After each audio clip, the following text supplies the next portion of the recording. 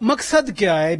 میں جو سوال کر رہا ہوں کہ شہباز گل کے معاملے پہ پوری پی ٹی آئی کل بھی پریس کانفرنس ہوئی، آج تو جناب عمران خان نے تقریر کر دی، انہوں نے کہا کہ وجوہات یہ ہیں، آپ چونکہ شہباز گل سے ملیں، واقعی یہ پوچھا جا رہا ہے کہ عمران خان کیا کھاتے ہیں، وہ کیسے سوتے ہیں، کیا کرتے ہیں؟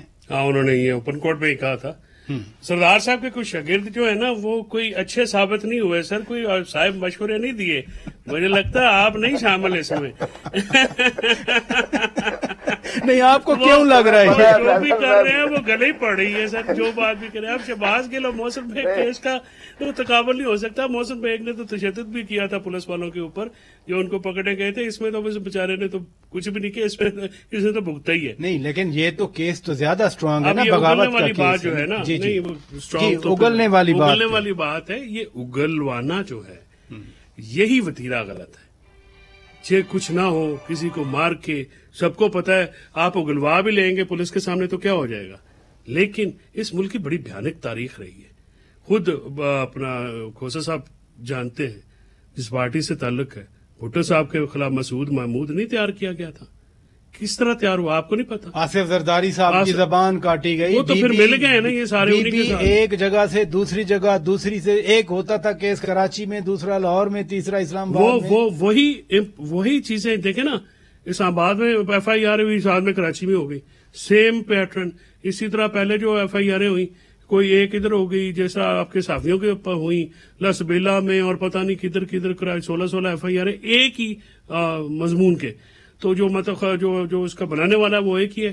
یہ باتیں آبسلیٹ ہو گئی ہیں اب۔ یہ 2022 میں نہیں، سنگینی جو ہے ان چاہے سوشل میڈیا کی پوسٹ میں یا شہباز گل والی بات میں، سنگینی تو بہت زیادہ ہے نا جو سامنے۔ سنگینی اس لیے ہے نا کہ آپ نے پوری ٹرانسکرپٹ نہیں پڑھی۔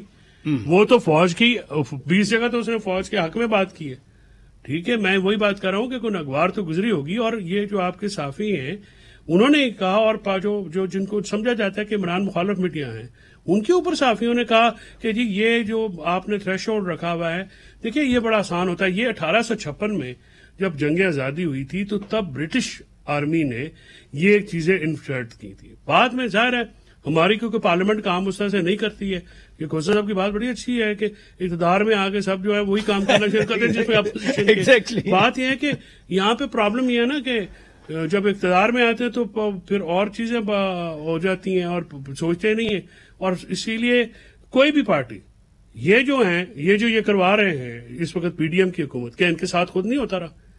سب کے ساتھ ہوتا رہا نا، تو پھر سیکھنے کی بجائے ریپیٹ کر رہے ہیں نا، تو پھر یہی تو معاملہ، یہاں سے آگے بڑھنے کی ضرورت نہیں ہے کیا؟